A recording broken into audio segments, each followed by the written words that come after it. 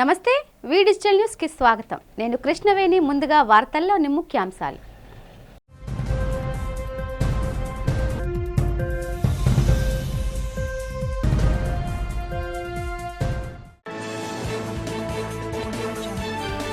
ఒంగోలులో దారుణ హత్యకు గురైన టీడీపీ మాజీ ఎంపీపీ వీరయ్య చౌదరి కుటుంబ సభ్యులను పరామర్శించిన మంత్రి నారా లోకేష్. హత్యకు కారకులైన నిందితులకు కఠిన శిక్ష పడేలా చర్యలు చేపడతామని హామీ. ఎండాడ జనసేన పార్టీ కార్యాలయాన్ని సందర్శించిన జనసేన ఎమ్మెల్సీ కొణిదెల నాగేంద్రబాబు. వ్యక్తిగత పనిపై విశాఖ వచ్చానని మీడియాకు వెల్లడి.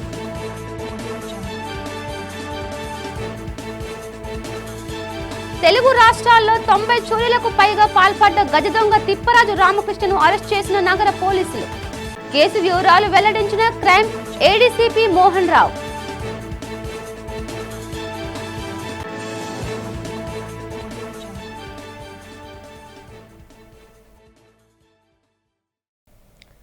ఇటీవల ఒంగోలులో దారుణ హత్యకు గురైన టీడీపీ నేత మాజీ ఎంపీపీ ముప్పవరపు వీరయ్య చౌదరి కుటుంబ సభ్యులను విద్యా ఐటీ శాఖ మంత్రి నారా లోకేష్ పరామర్శించారు.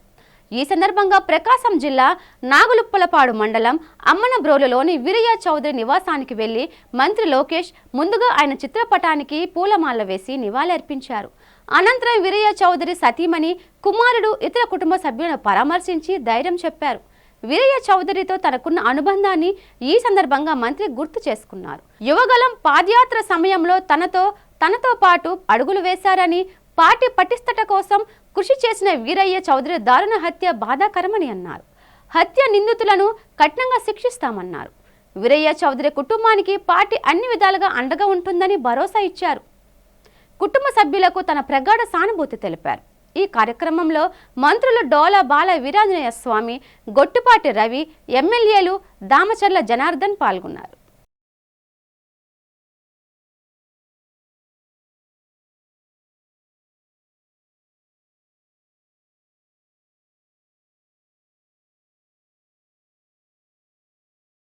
శ్రీ వరాహ లక్ష్మీ నరసింహస్వామి వారి దేవస్థానంలో స్వామివారి స్వర్ణ పుష్పార్చన అత్యంత వైభవంగా జరిగింది.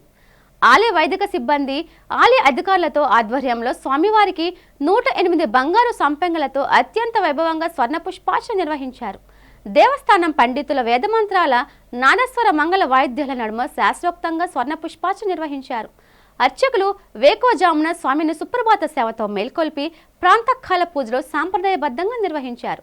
శ్రీదేవి భూదేవి సమేత శ్రీ గోవిందరాజ స్వామి వారిని సర్వాంగ సుందరంగా అలంకరించి ఆలయ కళ్యాణ మండపంలో వేదికపై అధిష్ఠింపచేసి వేద మంత్రాలు, నాదస్వర మంగళ వాయిద్యాల నడుమ శ్రీ స్వామివారి స్వర్ణ పుష్పార్చన చేశారు.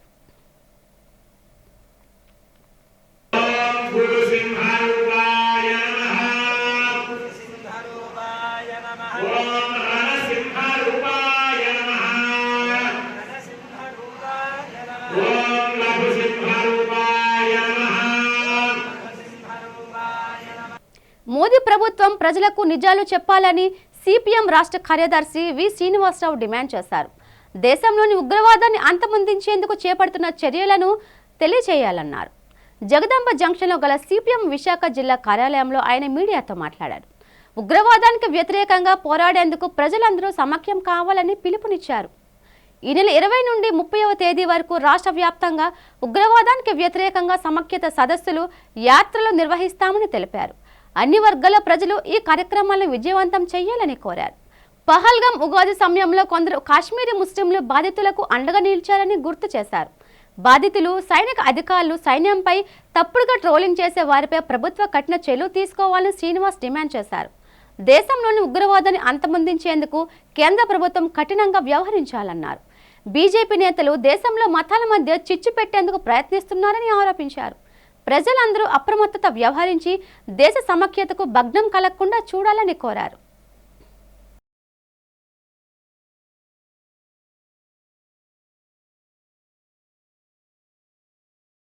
విశాఖ స్టీల్ ప్లాంట్లో అక్రమంగా చట్టవిరుద్ధంగా కార్మికులు తొలగించడాన్ని, సస్పెండ్ చేయడాన్ని సిపిఎం తీవ్రంగా ఖండిస్తున్నది.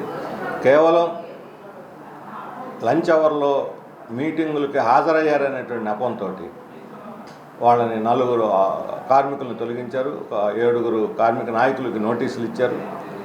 వాళ్ళకి ఎలాంటి సంజాయిషి తొలగించిన వాళ్ళు సస్పెండ్ చేసిన వాళ్ళకి ఎలాంటి సంజాయిషి అడగలేదు, వివరణ అడగలేదు. ఏకపక్షంగా తొలగించడం ఇది స్టీల్ ప్లాంట్ని కాపాడేటువంటి పద్ధతి కాదు. 3 ఫర్నేసులని మేము పనిచేయించి 100% ఉత్పత్తి సాధిస్తామని ప్రత్యేక ప్యాకేజీ ప్రకటించామని అంతా కూడా ఈ అంబక్ అంతా కూడా దీన్ని మూసేయటానికి చేస్తున్నటువంటి నాటకం తప్ప ఇంకోటి కాదు. ఈరోజు కార్మికులను వేధించి వాళ్ళకి నోటీసులు ఇచ్చి వాళ్ళని సస్పెండ్ చేసి కాంట్రాక్ట్ కార్మికులు తొలగించి ఫ్యాక్టరీ ఎలా నడుపుతారని మేము అడుగుతున్నాం. ఉన్నతాధికారులు వచ్చి నడుపుతారా? ఢిల్లీ నుంచి వచ్చి ఢిల్లీ నుంచి వచ్చి వీళ్ళ ఆదేశాలు జారీ చేసేవాళ్ళు దీన్ని ముంచేయటానికి ఏ మిట్టలతోనో అదానితోనో కొమ్మక్కయ్యి చేస్తున్నవాళ్ళు. ప్రతిరోజు ముడిసరుకు దాంట్లో ఇటువంటి వాటిల్లో ఆర్డర్స్లో అన్నింటిలో కూడా కమిషన్లు కొట్టేసి కక్కుర్తిపడేటువంటి వాళ్ళు. వాళ్ళకు మాత్రం ఎలాంటి నోటీసులు ఎవరు, వాళ్ళకి ఎలాంటి చర్యలు వాళ్ళు ఉండవు. వాళ్ళు పెత్తనం చేస్తారు. కష్టపడి ఉత్పత్తి చేసే కార్మికులు మాత్రం చర్యలు ఉంటాయా? ఇదేనా ఫ్యాక్టరీ నడిపేటువంటి విధానం అని చెప్పి అడుగుతున్నాం. తక్షణం ఈ నోటీసుల్ని ఈ సస్పెన్షన్ ఉపసంహరించుకొని కాంట్రాక్ట్ కార్మికులను పనిలో పెట్టుకోవాలి. ఈ నిర్వాసిత కుటుంబాలకు చెందిన 8,500 మంది ఎవరికైతే వాగ్దానం చేశారో వాళ్ళందరినీ పనిలో పెట్టుకోవాలి. తెలుగుదేశం ప్రభుత్వం మీద ప్రత్యేక బాధ్యత ఉంది. వాళ్ళు ఈ వాగ్దానం చేశారు, మా ఎన్నికల్లో గెలిచారు, ఈ కార్మికులు ఓటేస్తే గెలిచారు. పల్లా శ్రీనివాసరావు ఈరోజు దీని మీద అసలు ఏం మాట్లాడటం లేదు, స్పందించడం లేదు. కార్మికులకు అండగా ఉండాల్సిన ఆయన దీని మీద స్పందించకపోవటం అనేది దారుణమైన విషయం. అందుకని రాష్ట్ర ప్రభుత్వం కార్మికులకు అండగా నిలబడి ఈ తీసివేతలు, ఈ క్రమశిక్షణ చర్యలు, ఈ పేరుతోటి ఫ్యాక్టరీని మూసేయడానికి జరిగే కుట్రను అడ్డుకోవాలని చెప్పి మేము కోరుతున్నాం. తక్షణ వీటిని యాజమాన్యం ఉపసంహరించుకోవాలి. అలాగే దేశంలో ఈరోజు ఈ ఆపరేషన్ సింధూర్ పేరుతో ఉగ్రవాదాన్ని అణిచేయాలి, వాళ్ళని అడ్రస్ లేకుండా చేయాలని చెప్పి ఇదంతా కూడా 7వ తేదీ 25 నిమిషాల్లో పూర్తయింది జయప్రదంగా ఆపరేషన్ సింధూరు అని రాజ్నాథ్ సింగ్ ప్రకటించాడు. ఆపరేషన్ సింధూరు జయప్రదమైన తర్వాత కాల్పులు విరమణ అనే దానికి అర్థం ఏమిటి? మనంతటా మనమే కాల్పులు విరమణ ప్రకటించవచ్చు. ఆ పాకిస్తాన్ వాడు మన మీదకి వస్తే మనం ఎదురుదాడి చేస్తాం, ఆత్మరక్షణ చేసుకునే హక్కు మనకు ఉంటుంది, పాఠం కూడా నేర్పించవచ్చు. కానీ మొత్తం పాకిస్తాన్ సంగతి తెలుస్తాము, పీఓకే ఆక్రమించుకుంటామని బయలుదేరి సడన్గా డొనాల్డ్ ట్రంప్ ఇద్దరు కాల్పులు విరమణ పాటిస్తున్నారని ఆయన ప్రకటించాడు. ఆయన విశ్వగురులాగా ఉన్నాడు. ఇప్పుడు మోడీకి విశ్వగురువు అంటే డొనాల్డ్ ట్రంపే. దాని మీద బీజేపీ కానీ కేంద్ర ప్రభుత్వం ఖండించలేదు. ఇప్పుడు పదే రోజు మాట్లాడుతున్నాడు, కాశ్మీర్లో మధ్యవర్తిత్వం చేస్తానంటున్నాడు. 3వ దేశం వద్దనేది మన పాలసీ. అలాగే ఇప్పుడు డిన్నరు పాకిస్తాన్ ఇండియాకి డిన్నర్ పెడతాడట ఆయన. చేయమనండి డిన్నరు, ప్రజలకు ఏం చెప్పుకుంటారు వీళ్ళు? చెప్పే మాటలకి చేస్తున్న పనులకి ఏమైనా సంబంధం? రెచ్చగొట్టే జనాల్ని, విద్వేషాలు రెచ్చగొట్టి దేశాన్ని బలహీనపరిచి హిందూ ముస్లిం తేడా తీసుకొచ్చి ఒక ముస్లిం అమ్మాయి అధికార ప్రతినిధిగా రక్షణ శాఖ తరఫున ప్రకటన చేస్తే ఆమె ఉగ్రవాద సోదరా? చనిపోయినటువంటి ఒక టూరిస్టు కలనలు భార్య ముస్లింలు నా సోదరులు అందరం ఒకటే అని అన్నందుకు ఆమెను ట్రోల్ చేస్తారా? లేకపోతే అధికార ప్రకటన చేసిన విక్రమ్ మిస్త్రీ మీద వాళ్ళ కూతుర్ని మీరు ట్రోల్ చేస్తారు. ఇదంతా ఆర్ఎస్ఎస్ ఈ చతుష్టయం చేసేటువంటి. కార్పొరేటర్ కోడిగుడ్ల పూర్ణిమ శ్రీధర్ దంపతుల ఆధ్వర్యంలో శ్రీ ఎన్నిమంబ అమ్మవారి జాతర మహోత్సవాల్లో భాగంగా నీలధార యాత్ర నిర్వహించారు. ఈ యాత్రలో మాజీ ఎమ్మెల్యే వాసుపల్లి గణేష్ కుమార్, కార్పొరేటర్లు స్వాతిదాస్, తోట పద్మావతి, రొయ్య వెంకటరమణ, వైసీపీ నేతలు, ఆలయ కమిటీ చైర్మన్ లండ రమణతో పాటు పెద్ద సంఖ్యలో భక్తులు పాల్గొన్నారు. జ్ఞానాపురం శివాలయం నుండి మహిళలు బిందెలతో పసుపు నీళ్లు పట్టుకోగా వాసుపల్లి గణేష్ కుమార్ చీర, పసుపు కుంకుమ బుట్టను తలపై పెట్టుకుని పాదయాత్రగా ఎన్నిమంబ ఆలయానికి వెళ్లారు. అమ్మవారికి పసుపు నీళ్లతో జలాభిషేకం చేసి అమ్మవారిని దర్శించుకుని ప్రత్యేక పూజలు చేశారు. యాత్రలో పాల్గొన్న మాజీ ఎమ్మెల్యే వాసుపల్లితో పాటు కార్పొరేటర్లు మీడియాతో మాట్లాడారు. ఎన్నిమంబ ఆశీస్సులు ప్రజలందరికీ ఉండాలని ఆకాంక్షించారు. ఆలయ అభివృద్ధికి కూటమి ప్రభుత్వం చొరవ చూపాలని డిమాండ్ చేశారు. గత ప్రభుత్వ హయాంలో అమ్మవారి ఆలయాన్ని ఎంతో అభివృద్ధి చేయడం జరిగిందన్నారు. అదే స్ఫూర్తితో కూటమి ప్రభుత్వం కూడా ఆలయ అభివృద్ధికి చర్యలు చేపట్టాలని కోరారు. భక్తులకు మౌలిక వస్తువులు పెరుగుపరచాలన్నారు.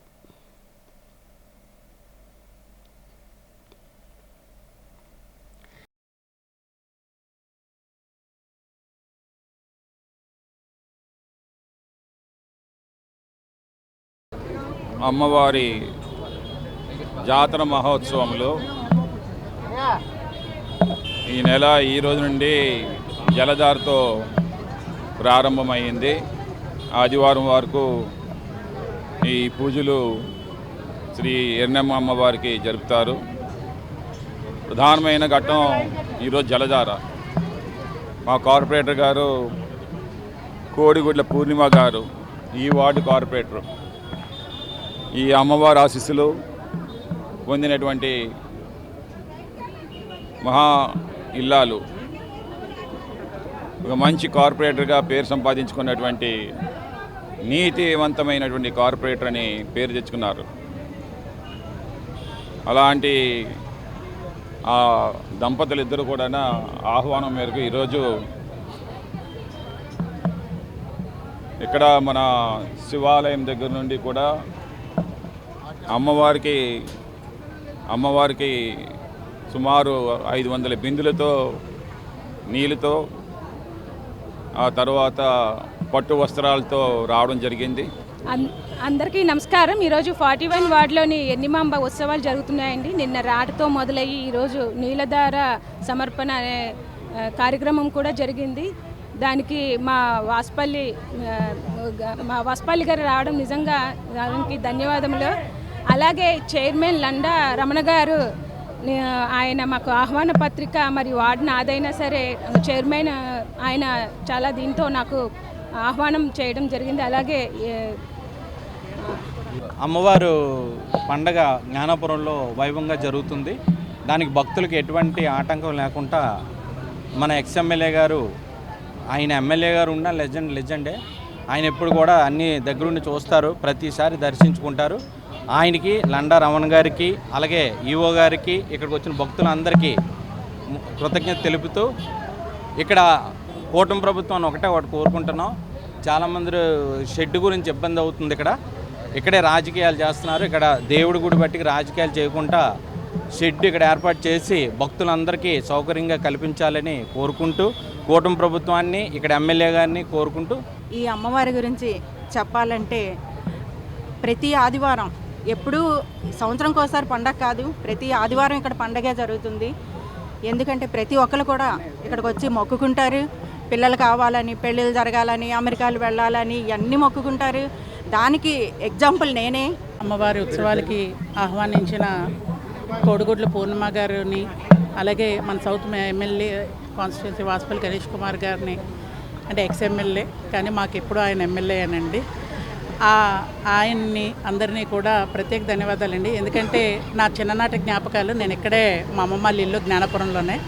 ఈరోజు ఈ యొక్క ఎర్నిమాంబ మహోత్సవానికి హాజరైనందుకు చాలా సంతోషం ఉంది. మరి ముఖ్యంగా మా మాజీ ఎమ్మెల్యే గారు వాసుపల్లి గణేష్ కుమార్ గారు, అలాగే నా సహచర కార్పొరేటర్లు పద్మావతి గారు, స్వాతి గారు ఈ కార్యక్రమంలో పాల్గొని ఎక్కడైతే వైఎస్ఆర్ పార్టీ కార్యాలయం నుంచి ఘటాలతో ఈ అమ్మవారికి ఈ జలాభిషేకాన్ని సమర్పించడం జరిగింది.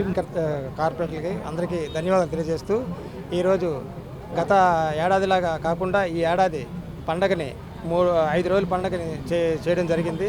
ఎందుకంటే గతంలో 2 రోజులతో అయిపోయేది పండుగ. ఈసారి 5 రోజులు కొనసాగించడం, జలధారణ, ఘటాలు వేయడం ఇవన్నీ కొత్తగా మనం చేయడం జరిగింది. నెక్స్ట్ ఇంకోటి, ఈ దేవాలయం నిర్మాణం కాడి నుంచి ఊరికే వచ్చా, పార్టీ పని మీద రాలా, వ్యక్తిగత పని మీద వచ్చా, ఎలాగో వచ్చా కదా అందుకే ఇక్కడికి వచ్చా. మీడియాతో ఏం మాట్లాడాలి? మాట్లాడేది ఏమీ లేదు. ఈ మాటలు అన్నది ఎవరో కాదు, స్వయంగా జనసేనాని పవన్ కళ్యాణ్ సోదరుడు, శాసనమండలి సభ్యుడు కొణిదెల నాగేంద్రబాబు. తన వ్యక్తిగత పనిపై విశాఖ వచ్చిన ఆయన ఎండాడ జనసేన కార్యాలయాన్ని సందర్శించారు. అక్కడికి వచ్చిన నాయకులను, కార్యకర్తలను కలిశారు. అనంతరం మీడియా ముందుకు వచ్చిన ఆయన ఓ ప్రక్క డీసీసీబీ చైర్మన్ కోన తాతారావు, మరో ప్రక్క భీమిలి జనసేన ఇన్ఛార్జ్ పంచకర్ల సందీప్తో కలిసి మీడియా సమావేశంలో కూర్చొని చిరునవ్వుతో మాట్లాడుతూ పై విధంగా స్పందించారు. వ్యక్తిగత పనిపై వచ్చానన్నారు. ఇప్పుడు పార్టీ విషయాలు ఏం మాట్లాడాలి అంటూ మీడియా సమావేశాన్ని ముగించేశారు నాగేంద్రబాబు. మీడియా అందరికీ నమస్కారం అండి. అండ్ ఇవాళ నేను కేవలం పర్సనల్ పని మీద వచ్చాను తప్ప అది పార్టీకి సంబంధించిన పని మీద రాలేదు. సో దట్ ఎందుకంటే మాట్లాడటానికి నా దగ్గర మ్యాటర్ సార్ పార్టీ బలోపేతానికి ఎలా నిర్ణయాలు ప్రస్తుతానికి ఎన్నిటికీ నేను ఇవ్వండి లేదు. నేను పార్టీ పనిచేయడం అని చెప్తాను. రైట్లో మై పర్సనల్ మీరు వచ్చారు కాబట్టి నాకు తెలియదు, నేను చెప్పలేదు. మీరు వచ్చారు కాబట్టి మిమ్మల్ని గౌరవించి కూర్చున్నాను. I can't answer any question and answer.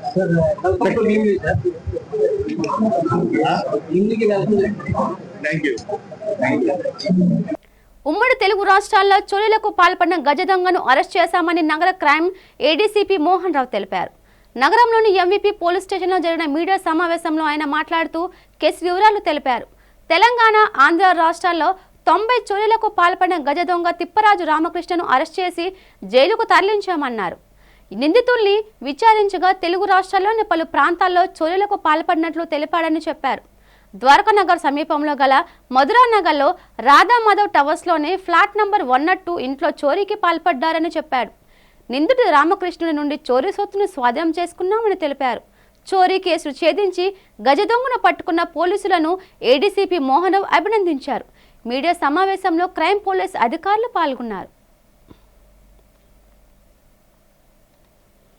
Phone number 102 Radhamadhav towers Madhuranagar Visakhapatnam సిటీలో నిర్వహిస్తున్న కంప్లైంట్ అయిన మరకాని కృష్ణ గారు తన అమ్మమ్మ గారి వర్ధంతికి వెళ్ళడానికి గాను తన ఇంటికి తాళం వేసుకొని కుటుంబ సభ్యులతో కలిసి కాకినాడ వెళ్ళగా మరునాడు అంటే రెండో రోజు 2/3/2021 తేదీన ఉదయం 8:30 గంటలకు తన ప్రక్కన ఇంటిలో ఉన్న శ్రావణి గారు ఫోన్ చేసి వారి ఇంటి తలుపు తాళం పగలగొట్టి ఉందని తెలియపరిచారు.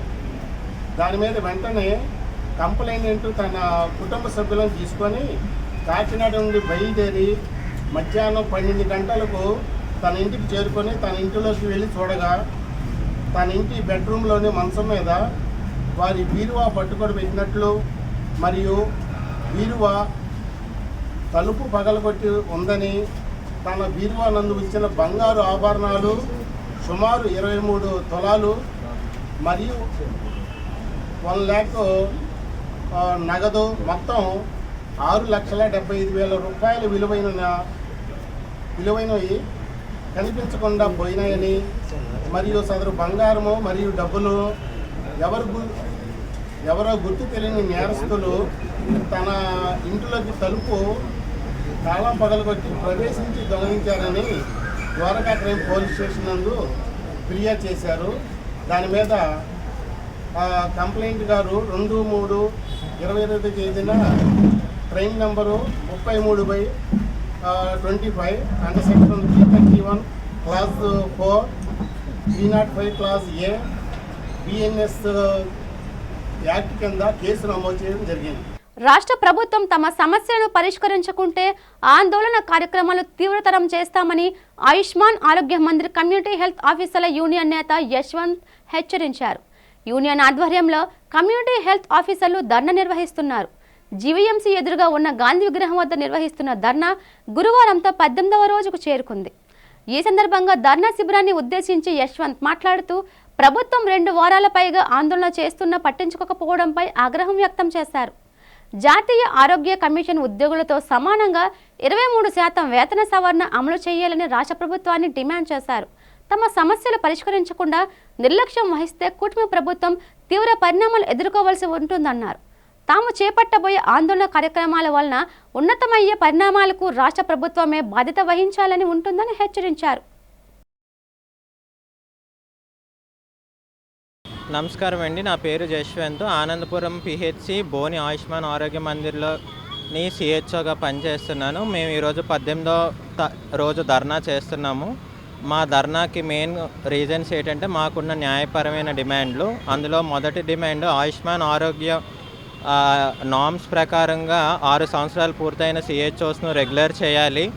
మాకు గత సంవత్సరం నుంచి ఈపీఎఫ్ఓని ఆపేశారు. ఆ ఈపీఎఫ్ఓని పునరుద్ధరించాలని కోరుతున్నాం. అంతేకాకుండా మాకు దాదాపు ఇన్సెంటివ్స్ అనేవి చాలా నెలలుగా బకాయి ఉన్నది. వెంటనే ఆ ఇన్సెంటివ్ బకాయిలను కూడా తీర్చాలని కోరుకుంటున్నాం. అంతేకాకుండా ఎన్హెచ్ఎంలోని గత 2 సంవత్సరాల క్రితం అందరికీ 23% హైక్ అనేది ఇచ్చారు. కేవలం మా ఒక్క క్యాడర్కి మాత్రమే హైక్ను ఇవ్వలేదు.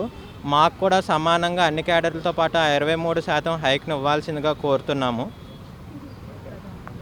ఉత్తరాంధ్ర ఆరాధ్య దైవం ప్రముఖ పుణ్యక్షేత్రంగా విరాజిల్లుతున్న సింహాచలం శ్రీ వరాహ లక్ష్మీ నరసింహస్వామి వారి నిత్య కళ్యాణం అత్యంత వైభవంగా జరిగింది.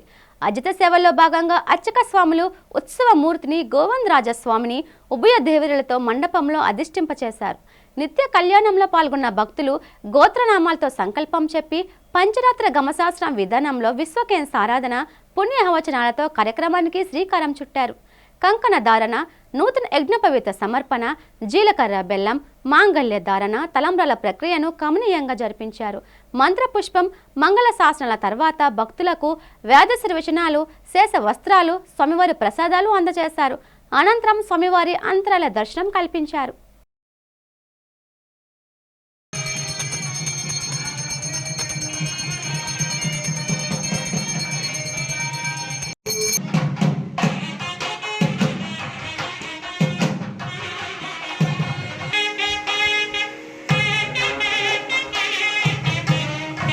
గాజువాక ఎమ్మెల్యే పల్లా శ్రీనివాసరావు అనుచరులు తనపై దాడి చేసినా భయపడేది లేదని తెలుగు శక్తి అధ్యక్షుడు బివి రామ్ తెలిపారు. జీవీఎంసీ ఎదురుగా ఉన్న గాంధీ విగ్రహం వద్ద ఆయన మీడియాతో మాట్లాడుతూ తనపై ఎమ్మెల్యే పల్లా అనుచరులు దాడి చేశారని తెలిపారు. ఇలాంటి దాడులకు భయపడనని, టీడీపీకి విధేయుడిగా పనిచేస్తానని పునరుద్ఘాటించారు.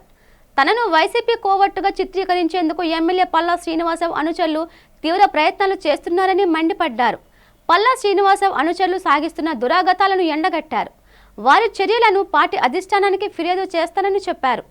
టీడీపీలో ఉంటూ ఎవరైనా ఆ పార్టీకి నష్టం కలిగిస్తే చూస్తూ ఊరుకునేది లేదని బీవీరామ్ హెచ్చరించారు.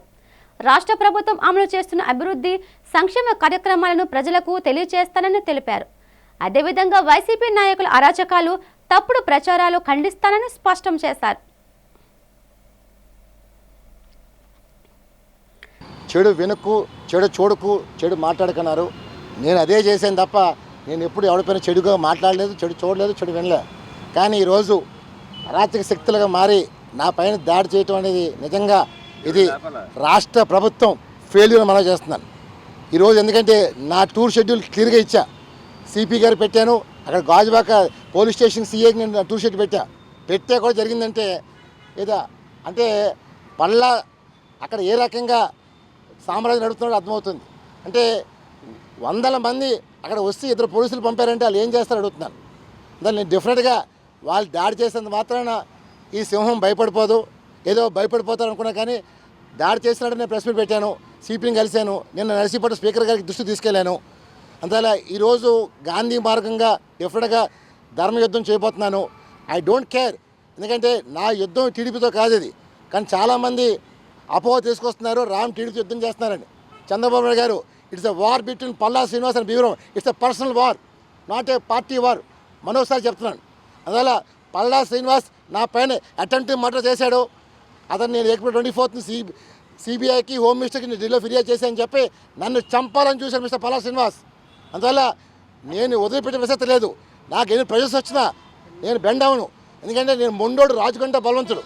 రామ్ అనేవాడు మొండోడు. డిఫరెంట్గా ఎవడ మాట విన్ను, న్యాయం కోసం ఎంత యుద్ధం చేస్తాను. ఈరోజు ఇది పక్క పెట్టండి, నా పర్సనల్ వారిని నేను యుద్ధపోవట్లేదు ప్రభుత్వం పైన. ప్రభుత్వం చేసిన పెద్ద తప్పిదం ఏంటంటే 2017లో టిడ్కో ఇల్లు తీసుకొచ్చారు. 2,60,000 మందికి ఇల్లులు మంజూరు చేశారు. నాడు ₹1,00,000 కట్టారు. బ్యాంకులు రుణాలు ఇప్పించారు. మరి ఈరోజు 2025 అంటే 8 సంవత్సరాలు అయిపోయింది, ఇంకా ఎవరికి ఇల్లు చేతికి రాలే. ఈరోజు బ్యాంకు ఈఎంఐ 3,000 కడుతున్నారు. ఆ ₹1,00,000కి ₹2,000 వడ్డీ కడుతున్నారు. అంటే ₹5,000 కడుతున్నారు. గత జగన్ ప్రభుత్వంలో అసలు టిడ్కోయిలు ఎక్కడే ఆపేశారు. మరి ఇప్పుడు ప్రభుత్వం, ఈ ప్రభుత్వం వచ్చి 11 నెలలు పూర్తవుతుంది. రేపు జూన్ 12th సంవత్సరం అయిపోతుంది. సంవత్సరం వల్ల మీరు ఏం చేశారంటే ఇవాళ మీ వల్ల 10 లక్షల మంది, అంటే ఒక కుటుంబం 4 చొప్పున వేసుకుంటే 2,60,000 ఇంటూ 4 చేసుకుంటే మీ వల్ల 10,72,000 మంది మీ వల్ల ఇబ్బంది పడుతున్నారు, ప్రభుత్వంలో ఇబ్బంది పడుతున్నారు. అంటే మీరు ఆ మధ్యన విష్ణుకుమార్ రాజు గారు అసెంబ్లీలో పాయింట్లు లేవనెత్తినప్పుడు ప్రభుత్వం సమాధానం చెప్పింది. ఏమని చెప్పిందంటే బ్యాంక్ ఈఎంఐ మేము కడతామని చెప్పి హామీ ఇచ్చారు. మరి అది అమలు చేశారంటే అమలు చేయలేదు. ఎందుకు అమలు చేయలేదు అడుగుతున్నారు. మేము ఒకటే కోరుతున్నాం, అమరావతి కోసం నాడు విశాఖపట్నంలో గలమెత్తింది నేనే. కానీ ఈరోజు అమరావతికి ఇస్తున్న ప్రయారిటీ ఈ 10 లక్షల మందికి ఇవ్వట్లేదు. నేను ఒకటే కోరుతాను, ముందు ఆ టిడ్కో ఇల్లు పూర్తి చేసి వాళ్ళకి ఇల్లు చేతి పడిన తర్వాత అప్పుడు అమరావతి స్టార్ట్ చేయమని డిమాండ్ చేస్తాను. ఎందుకంటే ఇవాళ జీవీఎంసీలో వచ్చి నిధులు కూడా డైవర్ట్ చేసుకెళ్తున్నారు. అతను ఒకటే కాంట్రాక్ట్లు ముందుకు రావట్లేదు. ఎందుకు వస్తారు ముందుకి? మనం డబ్బు ఇస్తేనే వస్తారు. మన వల్ల నష్టపోయిన కాంట్రాక్ట్లు ముందుకు రావట్లేదు. అసలు దయచేసి అమరావతిని మన ఆంధ్రప్రదేశ్ రాజధాని అమరావతి అంటున్నాను తప్ప కూడా కాదు. కానీ ఇప్పుడు అమరావతి ఇప్పుడు కట్టకపోతే వచ్చే నష్టమేం లేదు. ముందు ప్రభుత్వం ఈ 10,70,000 న్యాయం చేయండి. న్యాయం చేసిన తర్వాత అప్పుడు అమరావతిని ప్లానింగ్ స్టార్ట్ చేయండి. అంతేకాని ఈరోజు మీరు అదేమీ లేకుండా మేము అమరావతిని ఏదో క్యాపిటల్ చేసేస్తాం, ఇది చేసేస్తాం అని చెప్పి అనవసరంగా అప్పులు తెచ్చి రాష్ట్ర ప్రదేశం అడగలపాకండి. ఇవాళ ప్రతి డబ్బు ప్రతి పైసా అకౌంటబిలిటీ, ఈ అకౌంటబిలిటీ లేక ఇవాళ ఆంధ్రప్రదేశ్ తీవ్రంగా నష్టపోతుంది. అసలు దయచేసి నువ్వు కోరేది ఒకటే, ముఖ్యమంత్రిగా చంద్రబాబు గారు మీరు ముందు మనం టిడ్కోయిలు మీ ప్రభుత్వంలో స్టార్ట్ చేసాం, దానికి ముందు న్యాయం చేయండి. టిడ్కోయిలు న్యాయం చేసినట్లయితే మనకి ప్రజలకి చాలా మంచి జరుగుతుంది. ఇవాళ ప్రజలు కూడా విశ్వసిత వస్తారు. 11 నెలల్లో మీరు దీని మీద ఇప్పుడు కూడా మాట్లాడట్లేదు. అసలు దయచేసి ఆ 10,70,000 న్యాయం చేయమని కోరుతున్నారు. న్యాయం చేస్తేనే ప్రజలు ఉంటారు. ఇప్పుడు బివి రామనాయుడు మన మే 12 మధ్యాహ్నం 3 గంటలకి చంద్రబాబు అభిమానిగా, తెలుగుదేశం పార్టీ అభిమానిగా చచ్చిపోయాడు. ఈరోజు BV Ram for the people, of the people, by the people, ప్రజల కోసం బతుకుతాను. ఎందుకంటే ఇది నా రీబత్తు. ఈ రీబత్తు ప్రజల కోసం అంకితం చేయబోతున్నారు. డెఫినెట్గా పేద బడుగు బలిన కోసం పోరాటం చేయబోతున్నారు. శ్రీ వెంకటేశ్వర స్వామి గోవింద నామాలను హేళన చేస్తూ పాట చిత్రీకరించిన జీడీ నెక్స్ట్ లెవెల్ సినిమా విడుదల నిలిపివేయాలని హిందూ ధార్మిక సంఘాలు డిమాండ్ చేశాయి. తమిళ డబ్బింగ్ సినిమా జీడీ నెక్స్ట్ లెవెల్లో కలియుగ దైవం శ్రీ వెంకటేశ్వర స్వామి వారి గోవింద నామాల పాటను వక్రీకరించి చూపించారని, దానికి నిరసనగా బీజేపీ ధార్మిక సెల్ అధ్యక్షులు విజయశంకర్ ఫణి ఆధ్వర్యంలో గాజువాక సిఎంఆర్ సెంట్రల్ మేనేజర్ వర్మని కలిసి శుక్రవారం విడుదల కాబోయే జీడీ నెక్స్ట్ లెవెల్ సినిమాను వెంటనే ఆపేయాలని డిమాండ్ చేశారు. అనంతరం గాజువాక పోలీస్ స్టేషన్లో సిఐ పార్థసారథికి ఫిర్యాదు చేశారు. ఈ సందర్భంగా వారు మాట్లాడుతూ హిందువుల మనోభావాలను దెబ్బతీసేలా తమిళ సినిమా జీడీ నెక్స్ట్ లెవెల్ ఒక పాటను అర్థం మార్చి హేళనగా డీజేతో కూడిన పాటను చిత్రీకరించారని తెలిపారు. వెంటనే సినిమా విడుదల ఆపేయాలని డిమాండ్ చేశారు. లేని ఎడల హిందువులంతా కలిసి ధర్నా చేస్తామని అన్నారు. దీనిపై సానుకూలంగా స్పందించిన Gajuwaka CI Parthasarathi IMAX manager వర్మతో మాట్లాడి సమస్యను పరిష్కరించారని, ఈ సందర్భంగా సిఐ పార్థసారథికి ధన్యవాదాలు తెలిపారు.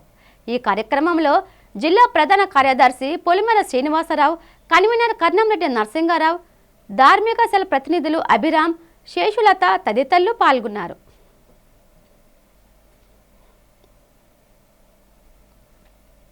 సినిమా తెలుగులో కూడా డబ్ చేస్తూ రేపు రాష్ట్ర వ్యాప్తంగా మన ఆంధ్రప్రదేశ్లో కూడా విడుదల చేస్తున్నారు. అందులో హిందువుల మనోభావాలు దెబ్బతీసే విధంగా మన కలియుగ దైవమైనటువంటి శ్రీ వెంకటేశ్వర స్వామి గోవింద నామాలు అనే సాంగ్ని వాళ్ళకి ఇష్టం వచ్చినట్టు రీతిలో డీజేతో మిక్స్ చేసి మరి అసభ్యకరంగా ఆ యొక్క పాటను చిత్రీకరించారు.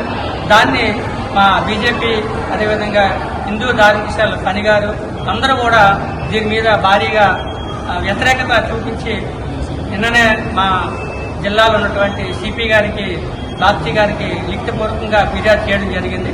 అందులో భాగంగా ఈరోజు గాజువాకలో ఐమాక్స్ ఉన్నటువంటి మన సిఎంఆర్ సెంటర్లకు వచ్చి వారి యొక్క మేనేజర్ గారు వరమ గారికి మేము కంప్లైంట్ చేయడం జరిగింది. అదేవిధంగా గాజువాక సిఐ గారు శ్రీ పార్థసారథి గారికి కూడా మేము కంప్లైంట్ చేశాము. అనకాపల్లి పట్టణం మహిళా పోలీస్ స్టేషన్లో ఆధునీకరించిన ఫ్యామిలీ కౌన్సిలింగ్ సెంటర్ను జిల్లా ఎస్పీ తుహిన్ సిన్హా గురువారం అధికారికంగా ప్రారంభించారు. ఈ కార్యక్రమంలో పలువురు పోలీసు అధికారులు, మహిళా సిబ్బంది పాల్గొన్నారు. ఈ సందర్భంగా ఎస్పీ మీడియాతో మాట్లాడుతూ మహిళల భద్రత, కుటుంబాల్లో జరిగే వివాదాలను శాంతియుతంగా పరిష్కరించడంలో కౌన్సిలింగ్ సెంటర్లు పాత్ర కీలకమన్నారు. ఆధునిక సౌకర్యాలతో కూడిన ఈ కేంద్రం ద్వారా గృహహింస, కుటుంబ కలహాలు వంటి సమస్యలకు సమర్థవంతమైన పరిష్కారాలు అందించడమే తమ శాఖ ముఖ్య లక్ష్యమని తెలిపారు. శక్తి యాప్పై అవగాహన, మహిళల భద్రత కోసం రూపొందించిన శక్తి యాప్ను ప్రజలకు డౌన్లోడ్ చేసుకునేలా అవగాహన కల్పిస్తున్నామన్నారు. ఇప్పటి వరకు 2,25,521 మంది యాప్లో నమోదు అయ్యారని, మొత్తంగా 177 SOS కాల్స్ వచ్చాయన్నారు. ఇందులో 6 కుటుంబ సమస్యలకు తక్షణ చర్యలు తీసుకున్నామని తెలిపారు. జిల్లాలో మొత్తం 5 శక్తి బృందాలు ఏర్పాటయ్యాయని స్పష్టం చేశారు. ఈ కార్యక్రమంలో అదనపు ఎస్పీలు ఎం దేవప్రసాద్, ఎల్ మోహనరావు, మహిళా పోలీస్ స్టేషన్ డీఎస్పీ ఈ శ్రీనివాసులు తదితరులు పాల్గొన్నారు.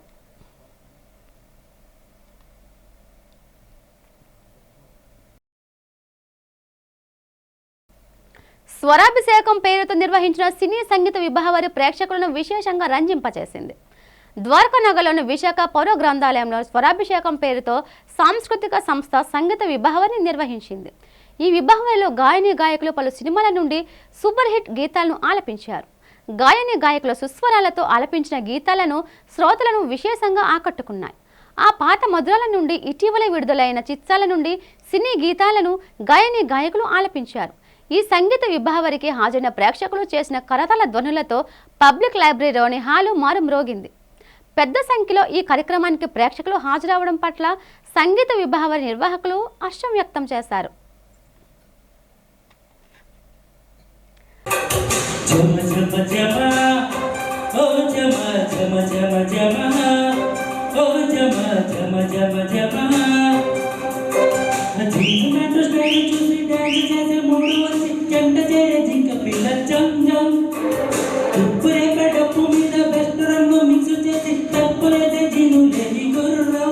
వార్తలు ముగించే ముందు ముఖ్యాంశాలు మరోసారి.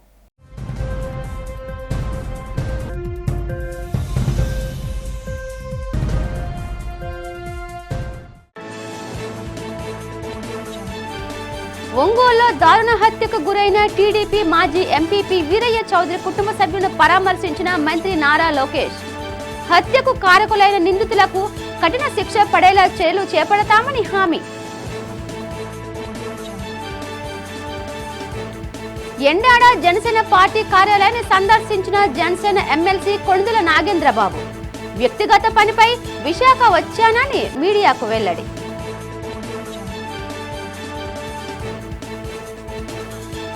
తెలుగు రాష్ట్రాల్లో 90 చోరీలకు పైగా పాల్పడ్డ గజ దొంగ తిప్పరాజు రామకృష్ణను అరెస్ట్ చేసిన నగర పోలీసులు. కేసు వివరాలు వెల్లడించిన క్రైమ్ ఏడీసీపీ మోహన్ రావు.